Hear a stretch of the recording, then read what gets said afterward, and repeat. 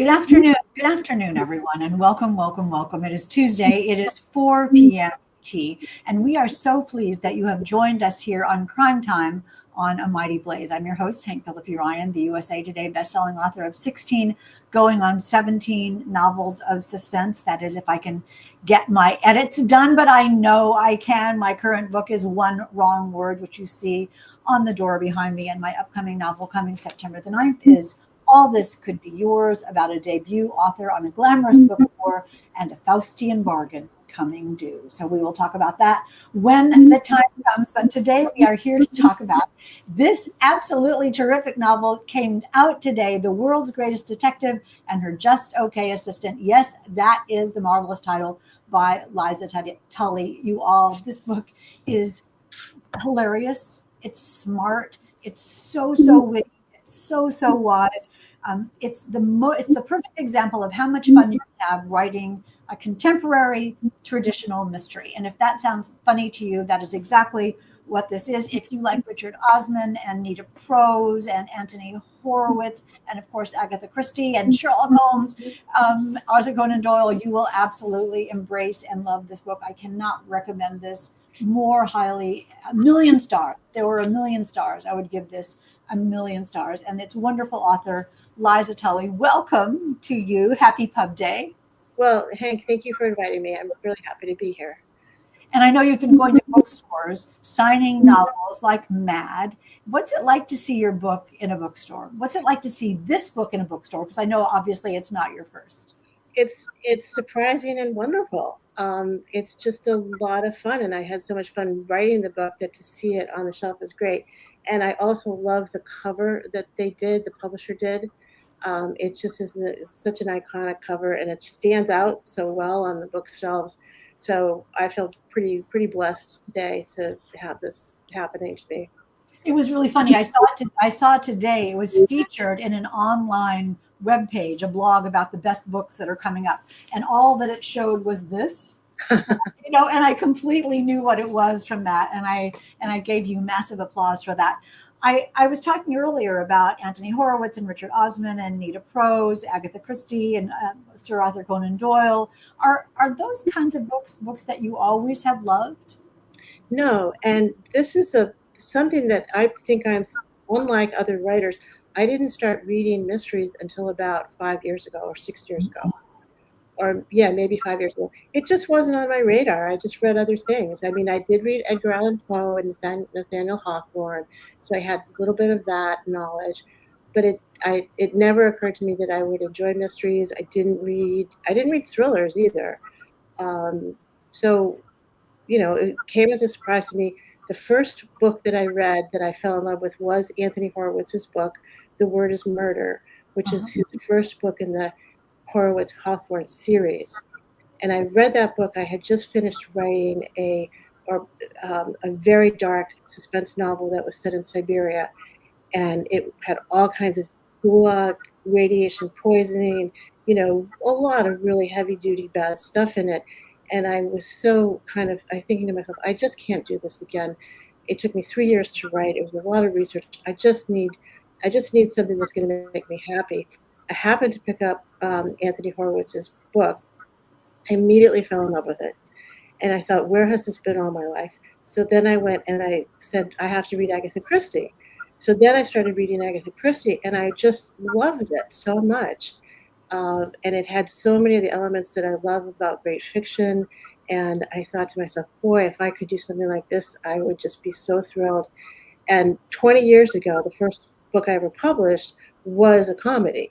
So I thought, I'm going to go and I'm going to dig out my lightheartedness from 20 years ago, and I'm going to mix it with this great genre of the traditional mystery, and I'm just going to have fun. And I did, and I loved it, and it was really fun to write, and just great.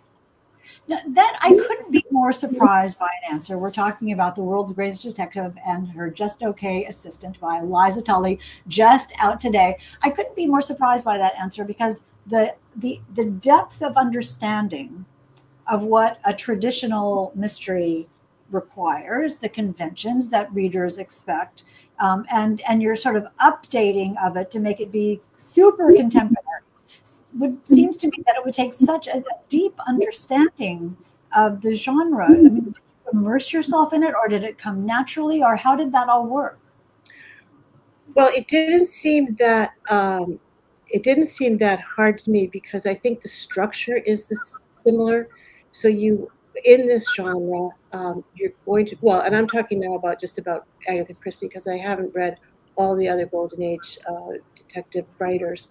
But it seemed to me that you start with a dead body, okay, and you go along and you have clues and suspects, and you have a great detective, and you mosey on along, and then finally you come to the scene, and that's the great reveal.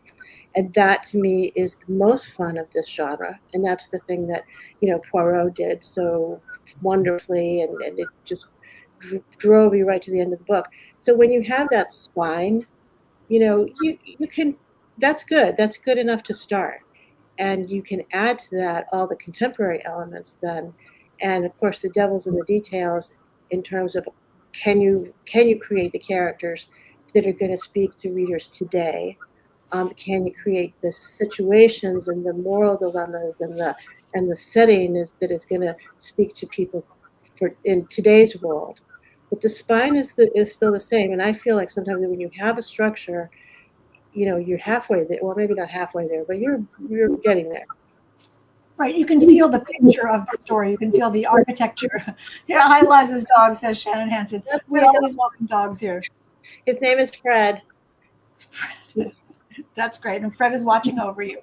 When you have this the structure of the story in your head, it can be so much fun to weave the actual tale through the rungs of the structure, although sometimes very, very difficult. Welcome, welcome, welcome to Liza Tully, whose book, The World's Greatest Detective and Her Just Okay Assistant, is out today. And we are giving more about this book in about 30 seconds. I want to tell you that we will be giving away, well, we're not going to. Liza is going to give a copy of The World's Greatest Detective and Her Just Okay Assistant today to one lucky commenter. So leave a question or a comment or just general applause and admiration for Liza in the comments, and we will spin the wheel of fun at the end of the show, and one lucky, superly lucky reader will get to have this book. If you do not win, let me just parenthetically say, you know what to do. Run, run, run, click, click, click, and get your very own copy of this novel just out today. It's Pub Day. Happy Pub Day to Liza Tully and to Berkeley. If you are new to Mighty Blaze, let me tell you very, very quickly.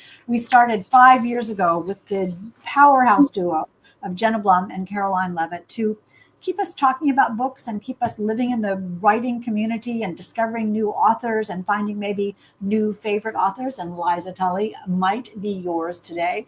And we are going strong after 5 years now. Quickly, let me tell you that Liza Tully is a pseudonym.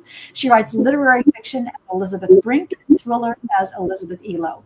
Before turning to fiction writing, Elizabeth worked as an editor at a children's magazine, a project manager at a tech company, and a counselor at a halfway house.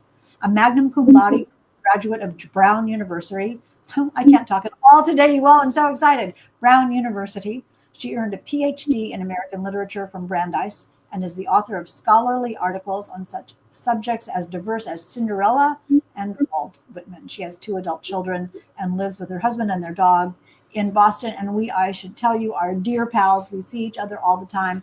And I can tell you that I have cheered this book from moment one, and it has revealed itself fully formed, fully realized in exactly what I mean. I just applaud this in every way. So now, finally, let's let Liza talk. Tell us a little bit about this book.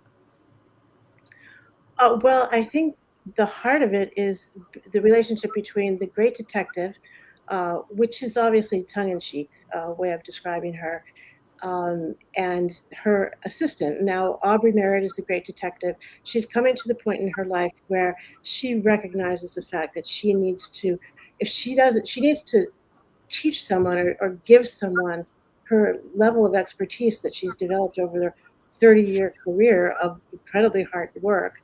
And she has no one to pass that on to. So she wants to get an apprentice. And along comes Olivia Blunt. Olivia Blunt is 25 years old. She's a former fact checker at an online news source. And during their interview, Olivia tries to show Aubrey that how important her fact checking skills can be and how they can be used in detective work. And she's successful with that, even though the interview seems to be a bomb in about 15 different ways. But Aubrey ends up hiring her. And Olivia's super excited because she wants to be a great detective herself someday. And this is her golden opportunity to learn from the very best. She does a lot of boring computer work. She's really frustrated when the novel opens, but then she finally is invited to go to Aubrey Merritt's uh, important case, which is happening on Lake Champlain in Vermont at a resort. And it turns out that the resort owner is a woman named Victoria Summersworth, has apparently fallen or been pushed off her balcony onto the rocky shore of Lake Champlain, where she expired. And everyone says it was suicide, except for Victoria's daughter, Haley, who says, "My mother would never have killed herself, and nobody's listening to me when I tell them that. So I'm going to hire this great detective from New York City to come and solve this murder, this mystery for me." So she hires, and then Aubrey and Olivia head up to Lake Champlain to hang out at this resort. They get free ride at this resort. They get free rooms, free food. They're just hanging out there and trying to find Oh, she's frozen a little bit. Liza, you're a little bit frozen. If you can come in and go out, or just wait a minute for this to come back. Now you're back. Now you're back. So it's a hilarious sort of take on Sherlock Holmes and Dr. Watson. If Sherlock Holmes was a female boomer, and if Watson was an ambitious Gen Z assistant, that matchup is so hilarious and classic. How did you come up with that team and with that instant conflict? I mean, they're both smart, but their brains are not working the same way. Right. Well, first of all, I knew that I wanted to write a detective duo, because when you have two, you can do so much more as a writer. You can have dialogue, they can argue, they can discuss the case. It's just a great resource, to kind of make the story a little bigger when you have two of them. And then they have to have some kind of contrast. I was thinking about, say, Sherlock Holmes and Dr. Watson, and I kind of, what Dr. Watson just, he idolizes. He makes Sherlock Holmes look good, you know, and Hastings makes Poirot look good. And actually, Agatha Christie was quoted as saying, and don't ask me where the quote came from, but I know she said it somewhere, that you want the assistant to be just dumber than the great detective. You have to have that difference where, the great detective is smart and the assistant is not so smart. And I thought, well, that's kind of boring. So at least it was to me. So I thought, well, what if the assistant isn't dumb, or she's just inexperienced? And she's actually quite smart in her own way. So the difference now is between their temperaments. And Aubrey is very rational, and she is a very clear, rigorous thinker. She does not jump to conclusions. And of course, Olivia is passionate and imaginative and a little bit reckless, but she has her own way of getting into a subject and knowing things. So And the two of them are it's like the two halves of your brain, like left brain and right brain. exactly. And it's so much fun because when there's a problem, when there's a potential murder that needs to be solved, their brains are going to have their own individual paths to work through of how this is going to work and who might be guilty and how they might solve the crime and what is a good investigative method and who to trust and who to believe and who to understand. How much who did you start with? Did you have Aubrey first or Olivia first? Well, it's funny you should say that, because I had to start with Aubrey, because you need the great detective first. But the story really comes through Olivia's voice, and I've always written in the first person. So when I have Olivia's voice, that's when the story starts. So she was a character that I feel very easy with, and then I can write her voice without even thinking. I can write her voice in my sleep. But oh, there's my dog. Somebody's home. Somebody's home. Protecting you. Yeah. But yeah, so in a way, they both had to come together. Yeah. But you said you could write her voice in your sleep, and she's different from you, though. Talk a little bit about her and what it's like to write, and how it felt for you to be writing in that voice.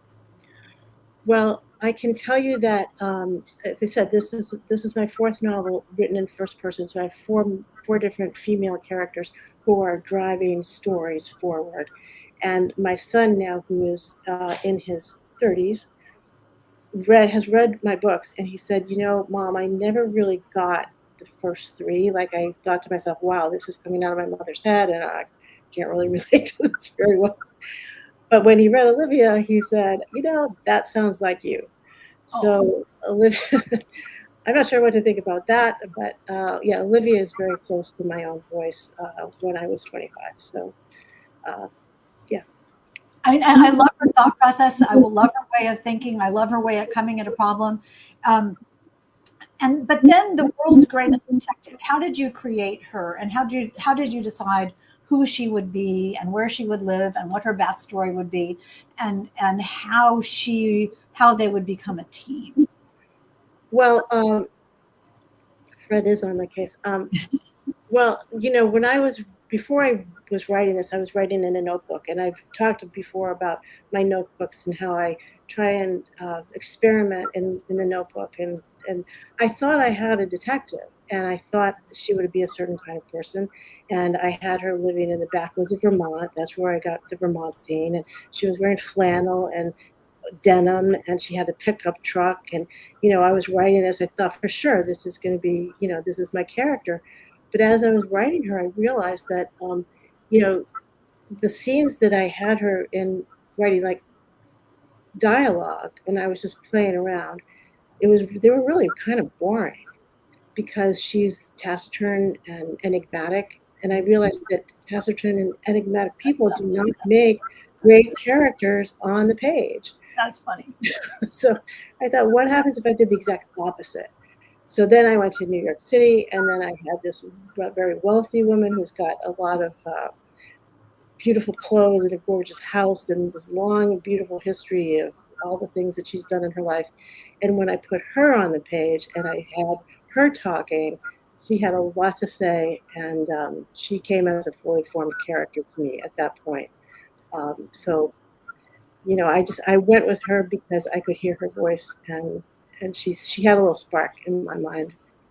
I love that you say she had a little spark. I wonder. I know you teach writing and you teach literature, and what do you think about that? That your brain sort of would let you know that the taciturn Vermonter is not going to work as a character, but that the sharp, smart New Yorker in this particular book would work.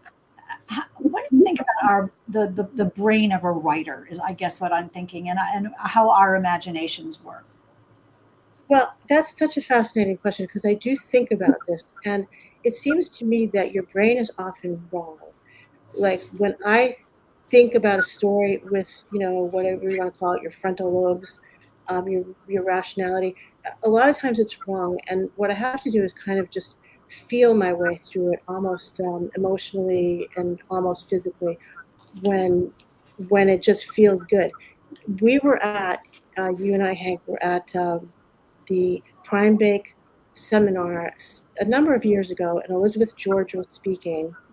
And I remember this moment very, very well because somebody said to her, how do you know when you have it right? And she said, I feel it in my body. And I thought, wow, that really blew me away.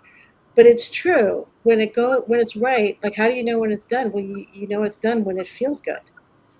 And there are moments from time to time when we're both are writing, I think, where our brains are saying, like, I don't think so, I don't think so, I don't think so. And at some point something comes out that you almost didn't think of, that you can't, that you didn't visit, that you don't remember thinking of. And that's sort of the zone. How do you get yourself to open to that? Is there a way? Asking for a friend? Again, all I know is how I have learned how to do it. and not always successfully.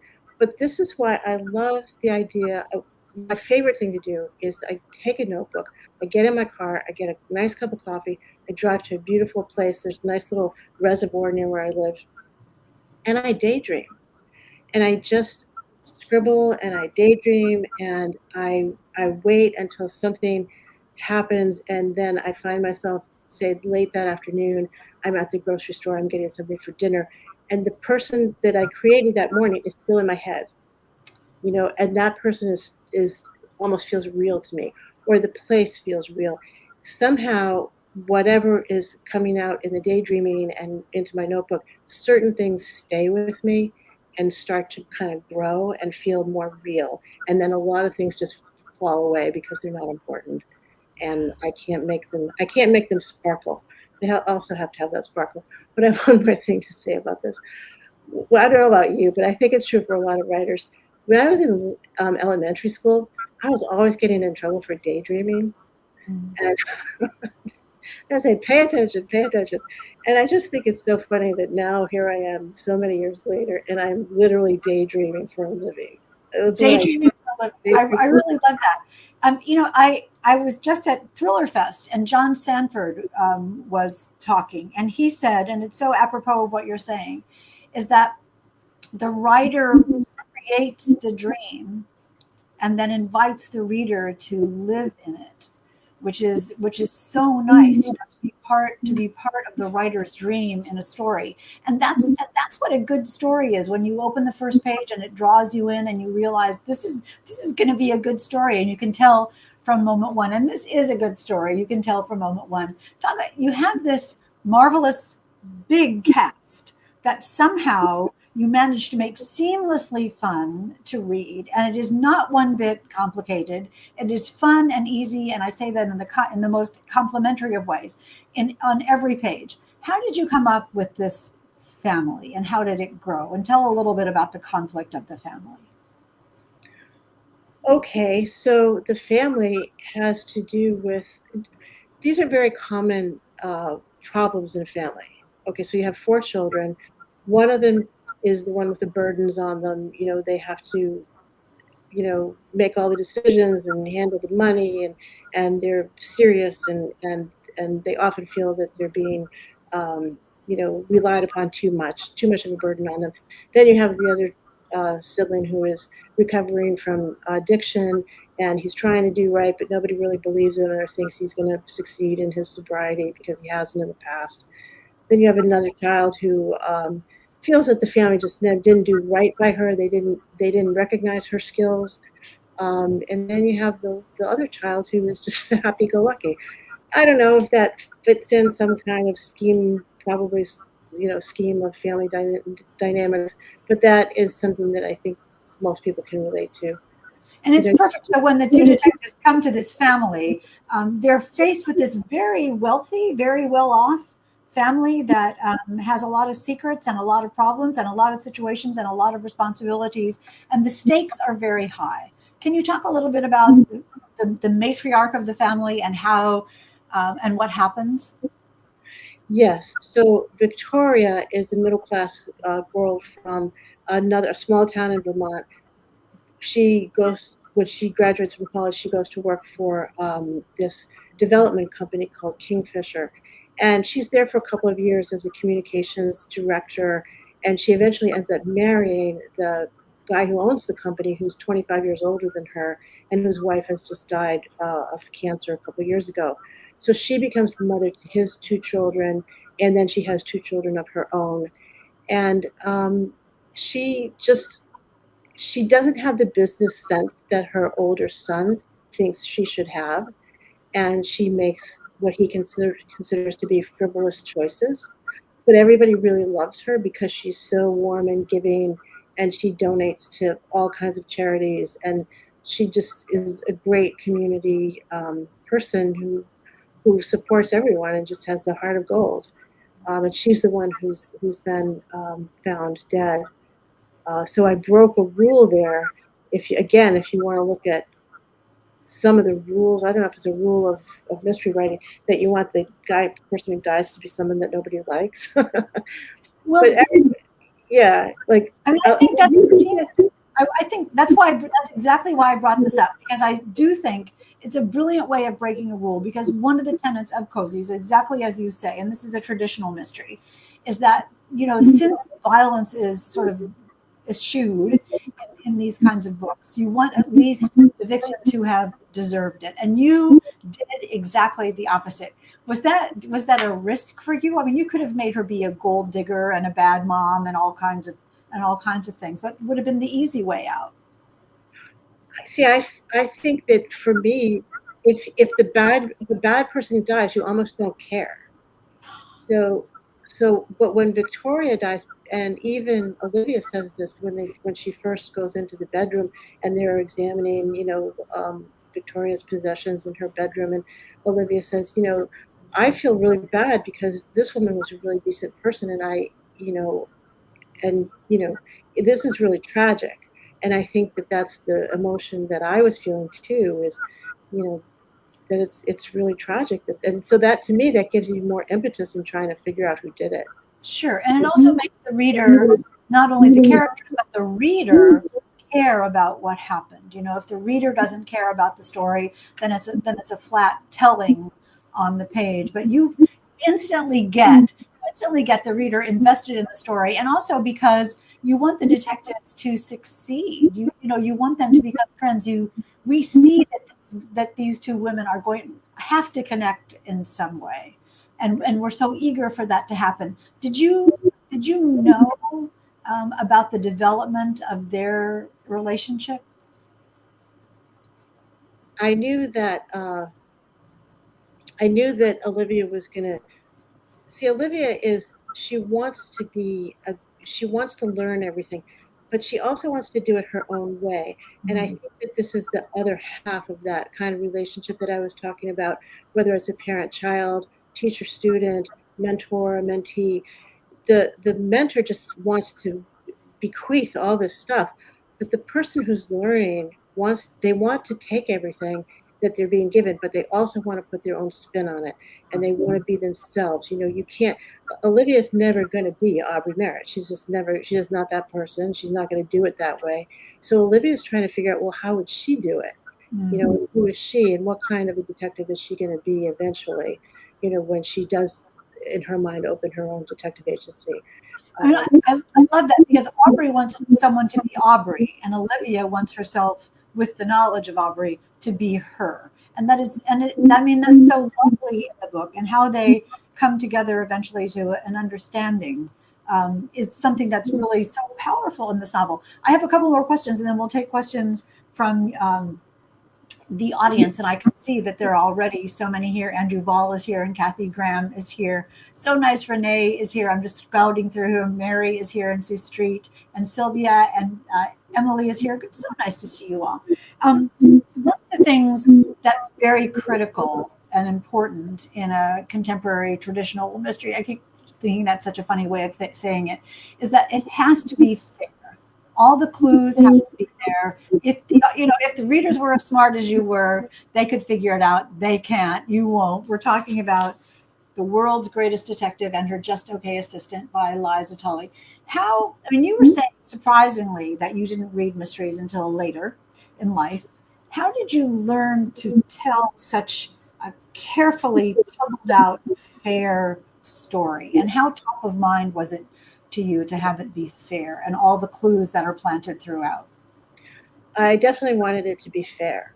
And I think that what I realized is that I was going to write it several times. So, as I'm writing the first draft, I'm dropping clues and I'm thinking, this is going to be a clue. And I can even tell you what one of the clues is. Early in the book, it won't give anything away, but there's a light that someone sees coming down a dark road. And I knew that that clue was going to be important, but I didn't know quite how or why. And I wasn't even quite exactly sure what it was, but I think I knew what it was. And by the time I got to the end, the clue did fall into place. And but if it hadn't have, I would have gone back. So you go back. It's like you write something and you go back, and you write some more and you go back. So you're always kind of working with the clues to make sure that they're meaningful and that they have a place in the story and they connect to other things in the story. So I don't know how. That's the only way I know how I to do think that's really interesting because, so you don't outline your novel and know exactly what was going to happen, or do you? No, I don't, because I don't think that I would, my mind wouldn't have, come up with this clue. The reason why I came up with that clue is because I had a character who was standing on her porch on a dark night. So if I hadn't had her standing on the porch, if I didn't know she was standing on the porch on a dark night, I wouldn't have known to put a light on the road, that she's observing. So I have to write that scene because I Yes. don't know how you can write an outline that would be so specific that you would actually know where the character was standing, in a chapter. Right, exactly. I work exactly the same way, or what they would see. And Yeah. what you're doing really in those scenes is you're being the character, putting yourself in the actual situation, and then you're actually, I know it may be hard for readers to believe, but you're actually seeing what they're seeing. And something happens that you don't create, and it's an obstacle or a temptation or something that's out of the ordinary. I guess that's the best way of saying it. And you don't have to know what it is or why at the point. You just, like real life, you just know that it's like real life. You just need to know that it happened. Right, right. And that's the fun of it too, because, then the challenge is, can I make this work? And furthermore, can I get to a great reveal that is going to make it all work, all of it at once? And I'm writing to the very end with my fingers crossed, saying, "Oh, I hope this is going to work. I hope it's going to work." And then I get to the end, and I don't even know what the great reveal is until I start writing it. I mean, I'd say I probably know half of it, but I mean, it's such a vision. Think of you writing this book with your fingers crossed, because it comes across as so confident and so knowing that at the end, it's going to be very difficult for readers to believe that you were working this out as you go. When you finish this book, this new genre for you, a whole new way of writing, a whole new way of thinking, where your son actually said that one of the characters felt like you. What did you think at the end? I thought, "Whoa, phew." Yeah. Besides relief, Liza, besides relief. I like, good work. No, I didn't really have any thoughts other than, I'm glad this is over. But I have to, but I have to say, when you say it feels confident, there's I don't know how many revisions I did, but I know I work on Scrivener, and whenever I get frustrated, I just create a new version, and I, do it over and over again. I was up to 17.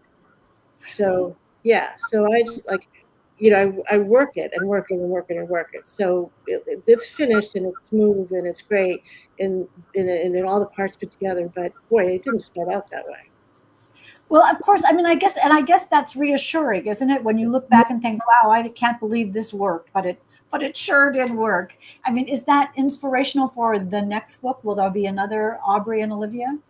There sure will. And there's another book that's in editing right now, and I really enjoy it. It's a different kind of, the structure is not as classic as the structure. So it's got some more twists and some more surprises in it, but I love the characters in it. It's set in the desert on a ranch, and it was really a lot of fun to write. And that book, I was literally at the end saying, in fact, one of the chapters is called Hail Mary. Just like, here you go. This better work, right? This better work. And then lo and behold, it worked. And I thought, oh my God, the perfect clue fell into place at the perfect time. So Again, I thank you, Kathy Graham. I preempted your question about the series, but yes, of course, we all want to know that. I mean, I just can't get over how complex a book can be in our brains, and how, as say, I'll never forget that you're writing with your fingers crossed, and yet you persevere. Do you just want to know how it ends? I think I want to know how it ends, but I think I just really enjoy the process, because to me, it's like a Rubik's Cube Mhm. where you're turning the pieces all at the same time. And there's something just so obsessively fascinating about character and setting and clues and plots and trying to bring all of this into some kind of harmony. I think that it's almost like a fascination with the process itself, that that kind of drives me forward. And once you start, you're not going to be satisfied until you make it work, you know? 100%. But in a Rubik's Cube, just to press this analogy, in a Rubik's Cube, you know that there is an answer. You just have to find it. In writing a novel, there may not. Well, I know. Then that's when you start believing in your guardian angel or your muse or the mysterious force that you hope is sitting on your shoulder, which may be a delusion, um, but believing in it is important because that will spur you onward. There's a wonderful quote from Thomas Edison who supposedly said, "When you think you have exhausted all of the possibilities, remember this: you haven't." Uh, And that's what keeps me writing too. When I'm doing it just like you, Eliza, I'm writing with my fingers crossed and thinking this had better work somehow. But congratulations on an absolutely marvelous book. I hope someone in the questions will ask about the setting because the setting is marvelous. I know we have some terrific questions, and after the questions, we'll spin the wheel of fun to see which of you super lucky people will win a copy of The World's Greatest Detective and Her Just Okay Assistant. Sylvia, hey Sylvia, says, how long does that character live in your head once the manuscript is off to the editor? oh, I would say forever, because I think once they're created, they exist, and they exist only in my head, but they exist there very, very forcefully. And as I said, I have 4 books now with written by first-person narrators. To me, they're people. They're people who they're never going to go away. It's interesting because Sherlock Holmes and Dr. Watson don't really change along the way. Their relationship stays the same and their personalities stay the same. But Olivia and Aubrey do grow and change. What do you think about that? I think that they have to because they both have something they're trying to get from each other.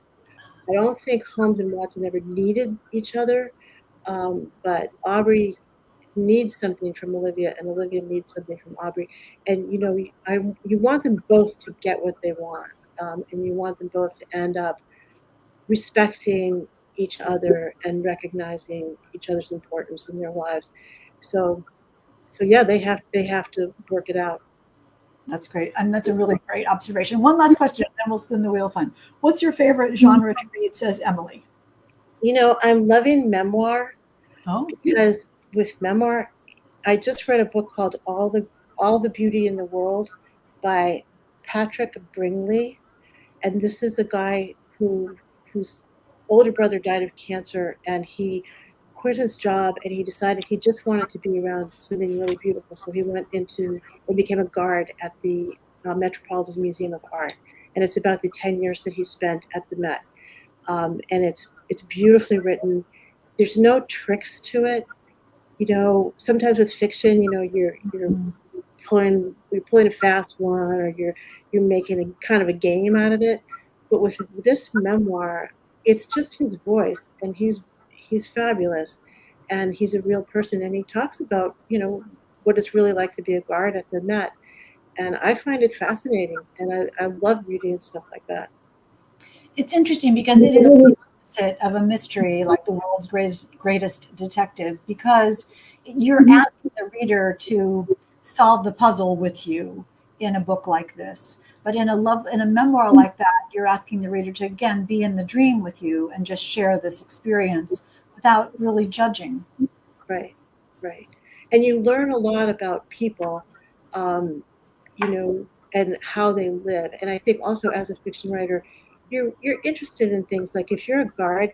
I didn't know this, but if you're on your feet all day for eight hours a day, or however long, if you're standing on wood, it's more comfortable than if you're standing on marble. So they actually changed their route so that they're not on the hard marble floor, day after day after day. Now And that's talk, something, yeah, that's I mean, really talk about being in someone's head, deeply in someone's head, and experience. right. And it just goes to show that everyone's job has these fascinating um, parts to it, and that we are not aware of. And I find it very interesting to hear all those And details. And when you're writing novels as you do, an interesting character is such a jewel. So you never know what you're going to take from someone else's life or their thoughts. One last question, Margaret, and then we will just spin the wheel of fun. Who else has one? Have you read all the Agatha Christie books? Says Mariam. No, I have not read them all. However, I've read a fair number of them. And also, I have looked at all the Poirot, this whole series with David Suchet on, I think it's either it's Masterpiece Theater or Poirot series. They're really good, and I loved watching all of those. So I've probably read about half of Agatha Christie. I read really slowly, so And that's you read really slowly here. And we are now in the Wheel of Fun, spinning the Wheel of Fun to see who's going to win a copy of The World's Greatest Detective and Her Just Okay Assistant. And the winner is Susan Nygren. Fantastic, Susan. Welcome, welcome, welcome. And we are so glad that you have joined us here today. You know what to do. You'll get an email address to send your info to, and we will get this, Elizabeth, to Eliza, I will say, to send you a copy of The World's Greatest Detective, because I am keeping this copy, of course. I love this book and want all of you to run, click, click, click. That's what I always say, and get your own copy. If you are not Susan Nygren, run, click, click, click, and get your copy of this book. And then let us know how you like it. I know you will adore it. And you can follow Liza on Instagram at Liza Tully Writes. Congratulations, Susan, and congratulations, Liza. This is Happy Pub Day. This is great. Thank you so much, and thank you for inviting me. It's a perfect event for a pub day. Perfect to be here on this day for me. Oh, that's marvelous. If you let me stay here for 2 more seconds, and it's our complete joy here in Boston, where it's 94 degrees, to celebrate this wonderful book with you. Let me just say, I just have to ask you. Andrew Wall says my copy should be here shortly. How did you come up with this title? I didn't. The publisher did. The publisher came up with it, and I wanted to call it Dirty Shoes. Because that's well, I guess it didn't make a big splash there, but I think they came up with the perfect title, and good for them. Good that that's their job, and they just do a great job at it. Yes, it's marvelous. It's memorable. It's hilarious. And when you see this book, you will know you need to snap it right up. When you see this book, Her Many Faces, you will know that Nikki Cloak will be with us next week at 4 p.m. ET. This book is a thriller. It's incredible about, it says, friend, lover, monster, victim. Her Many Faces by Nikki Cloak. It's getting so much buzz in the writer world today. It's a very twisty thriller with 5 points of view. Well, I won't tell you any more about it. Come meet Nikki Cloak. She lives in the UK, and she will be here next week at 4 p.m. ET. She's staying up late to be here, so do come and chat with Nikki Cloak. Today, we have been talking to the marvelous Liza Tully about The World's Greatest Detective and Her Just Okay Assistant, which is more than a Just Okay book. It's absolutely terrific. So we will see you next week at 4 p.m. ET. Liza, happy pub day, and many, many more. Thank you very much, Hank. Thank and you. We will see you all very soon. Remember, it is always safe inside a book.